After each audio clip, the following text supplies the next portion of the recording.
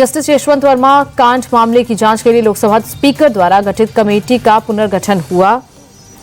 Speaker Om Birla ने committee में बदलाव कर मद्रास हाईकोर्ट के चीफ जस्टिस मनीन्द्र मोहन श्रीवास्तव की जगह बॉम्बे हाईकोर्ट के मौजूदा चीफ जस्टिस चंद्रशेखर को शामिल किया है। बता दें कि सुप्रीम कोर्ट के जज जस्टिस अरविंद कुमार की अगुवाई वाली इस कमेटी में बॉम्बे हाईकोर्ट के चीफ जस्टिस के साथ कर्नाटक हाईकोर्ट और सुप्रीम कोर्ट के वरिष्ठ वकील भी।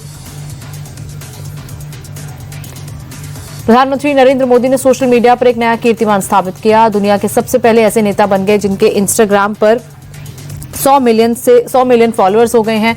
उनके फॉलोअर्स की संख्या अमेरिकी राष्ट्रपति डोनाल्ड ट्रंप से दोगुनी है। ट्रंप के पास फिलहाल 43.2 मिलियन फॉलोअर्स हैं और इतना ही नहीं, दुनिया के अगले 5 बड़े नेताओं के कुल फॉलोअर्स मिलाकर भी पीएम मोदी के फॉलोअर्स से कम हैं। पीएम मोदी को इजरायली संसद के स्पीकर अमीर ओहाना ने सर्वोच्च सम्मान speaker of the Knesset medal से नवाजा है। पीएम मोदी इजरायली संसद के इस सर्वोच्च सम्मान को पाने वाले पहले विदेशी नेता हैं। उन्हें भारत और इजरायल के बीच रणनीतिक संबंधों को मजबूत करने में असाधारण योगदान के लिए सम्मानित किया गया। पीएम मोदी को इससे पहले 2018 में फिलिस्तीन से अपने सर्वोच्च सम्मान grand collar of the state of फिलिस्तीन से नवाज चुका है। पीएम मोदी ने इजरायल की संसद नेसेट को संबोधित करते हुए आतंकवाद पर करारा हमला बोला। प्रधानमंत्री ने 7 अक्टूबर को इजरायल पर हमास के हमले की निंदा करते हुए कहा कि भारत इजरायल के साथ मजबूती से खड़ा है और निर्दोष नागरिकों की हत्या किसी हाल में बर्दाश्त नहीं की जा सकती। न हम 26/11 भूले हैं, न हम 7/10 भूलेंगे। पीएम ने कहा, भारत शांति की हर कोशिश के साथ है। हम यूएन की शांति की पहल का भी स्वागत करते हैं। पीएम मोदी ने कहा कि भारत में यहूदी बिना डर के रहते हैं। भारत की यहूदियों पर हमें गर्व है। पीएम ने कहा कि भारत तेजी से बढ़ने वाली इकोनॉमी है। भारत बहुत जल्द दुनिया की तीसरी बड़ी अर्थव्यवस्था होगा। पीएम ने कहा कि इजरायल भी इनोवेशन का पावर हाउस है। इजरायल को स्टार्टअप नेशन कहा जाता है। हम भी क्रिएटिविटी और इनोवेशन पर जोर दे रहे हैं। इजरायल के साथ हम फ्री ट्रेड एग्रीमेंट पर काम कर रहे हैं। पीएम मोदी के संबोधन से पहले इजरायल की संसद नेसेट में मोदी के नारे लगे। इजरायली संसद के स्पीकर अमीर ओहाना ने भारत की जमकर तारीफ की और कहा कि भारत दुनिया का सबसे तेज विकास करने वाला देश है। दुनिया में इस वक्त मोदी बहुत असरदार नेता हैं। वहीं पीएम मोदी के स्वागत के लिए इजरायली संसद को तिरंगे के रंग से सजाया गया।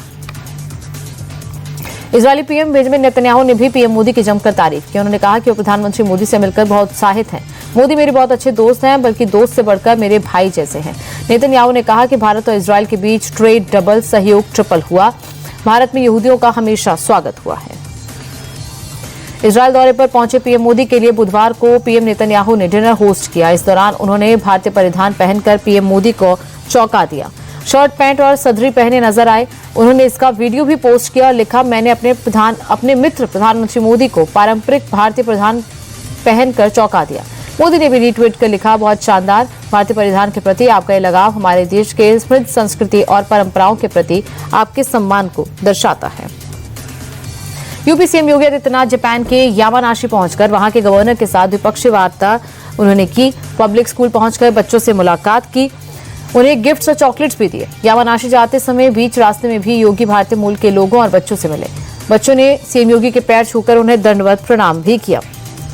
वहीं बच्चों के मुख से श्लोक सुनकर सीएम योगी मंत्रमुग्ध हो गए।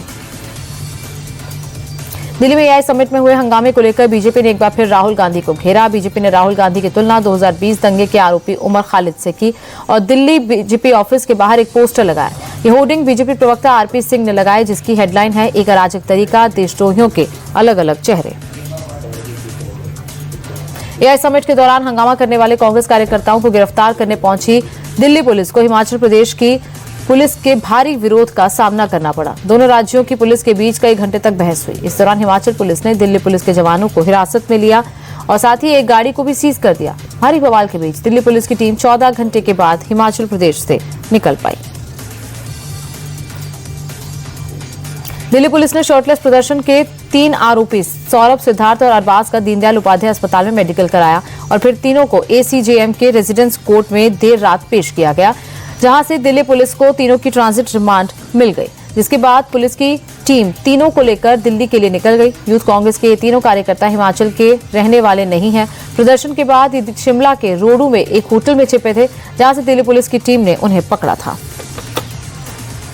हिमाचल और दिल्ली पुलिस के बीच टकरार पर विपक्ष के नेता जयराम ठाकुर ने कांग्रेस पर हमला किया। वह कहा कि सीएम सुखविंदर सिंह सुक्खू हिमाचल को अपराधियों का अड्डा ना बनाए और देवभूमि को देवभूमि ही रहने दें। जयराम ठाकुर ने शर्टलेस प्रदर्शन को राजद्रोह बताते हुए कहा कि एआई समिट में शर्टलेस प्रदर्शन को अंजाम देने के लिए दिल्ली के हिमाचल भवन का इस्तेमाल किया गया था और ये प्रदर्शन राहुल और प्रियंका गांधी के इशारे पर हुआ था। अजीत पवार प्लेन क्रैश मामले में सियासत बढ़ती जा रही है। भतीजे और विधायक रोहित पवार लगातार हादसे पर सवाल उठा रहे हैं। रोहित ने पूरी तरह से डीजीसीए के खिलाफ मोर्चा खोल दिया। डीजीसीए के खिलाफ एफआईआर दर्ज कराने के लिए समर्थकों के साथ बारामती पुलिस स्टेशन पहुंचे। थाने के बाहर जमकर हंगामा हुआ। कल मुंबई में भी रोहित ने डीजीसीए और वीएसआर कंपनी के खिलाफ शिकायत दर्ज कराई थी। पुलिस ने शिकायत को जांच के लिए सीआईडी को ट्रांसफर कर दिया था। गुजरात के मेहसाणा में लव जिहाद का मामला सामने आया। आरोप है कि जावेद ने एक हिंदू युवती को अपना नाम राहुल बताया, फिर युवती को प्रेम जाल में फंसाकर उसके साथ रेप किया। मामले को लेकर पीड़ित युवक के परिजनों ने पुलिस में शिकायत दर्ज कराई, तो वहीं आरोपी जावेद और उसके पिता ने भी मारपीट का मामला दर्ज कराया है। अब पुलिस मामले की जांच कर रही है।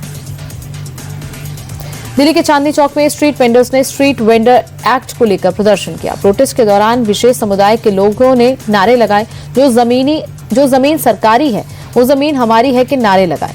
दरअसल दिल्ली हाईकोर्ट के आदेश पर एमसीडी जामा मस्जिद और उसके आसपास के इलाकों में अतिक्रमण का सर्वे करा रही है। एमसीडी की टीम बुलडोजर और कानूनी कार्रवाई के साथ सक्रिय है। इसी के विरोध में वेंडर्स सड़क पर उतर आए हैं। पीएनजीएस रेवा डायमंड ज्वेलरी के आईपीओ का आज आखिरी दिन है। आईपीओ 24 फरवरी को सब्सक्रिप्शन के लिए खुला था। 2 दिन में आईपीओ में टोटल 83% सब्सक्राइबर हो चुका है। कंपनी आईपीओ के जरिए 380 करोड़ रुपए जुटाना चाहती है। कंपनी ने आईपीओ का प्राइस बैंड 367 से 386 रुपए प्रति शेयर तय किया है। निवेशक कम से कम 32 शेयरों के एक लॉट के लिए बोली लगा सकते हैं, जिसके लिए 12,352 रुपए निवेश करने होंगे। वहीं अधिकतम 1,97,632 रुपए लगा सकेंगे। दिल्ली में सीएम रेखा गुप्ता ने अंतर्राष्ट्रीय फिल्म फेस्टिवल के लोगों का अनावरण किया। 25 मार्च से 31 मार्च तक ये फेस्टिवल का आयोजन किया जाएगा। 100 से ज्यादा देशों की 2000 से ज्यादा फिल्मों का रजिस्ट्रेशन हुआ, जिसमें से 125 फिल्में प्रदर्शित की जाएंगी। मशहूर डायरेक्टर राकेश ओम प्रकाश मेहरा को प्रोग्राम डायरेक्टर बनाया गया। T20 विश्व कप के सुपर 8 मुकाबले में आज 2 मुकाबले खेले जाएंगे। पहले मैच में साउथ अफ्रीका और वेस्टइंडीज की टीम आमने सामने होगी। वहीं सेमीफाइनल की रेस में बने रहने के लिए दोनों टीमों की नजर मैच जीतने पर होगी। वेस्टइंडीज और साउथ अफ्रीका की टीम अपने शुरुआती मैच जीतने में कामयाब रही है। वेस्टइंडीज ने जिम्बाब्वे को तो साउथ अफ्रीका ने टीम इंडिया को शिकस्त दी। अहमदाबाद में दोपहर 3 बजे से खेला जाएगा सुपर 8 का ये अहम मुकाबला। सुपर 8 के आज के दूसरे मैच में भारत और जिम्बाब्वे के बीच खेला जाएगा अहम मुकाबला। चेन्नई में शाम 7 बजे से दोनों टीमें एक दूसरे के आमने सामने होंगी।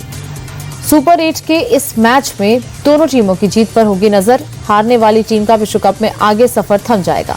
भारत फिलहाल ग्रुप में तीसरे नंबर पर है, जबकि जिम्बाब्वे चौथे नंबर पर पहुंच चुकी है। टीम इंडिया को सेमीफाइनल की रेस में बने रहने के लिए हर हाल में मैच जीतना जरूरी है।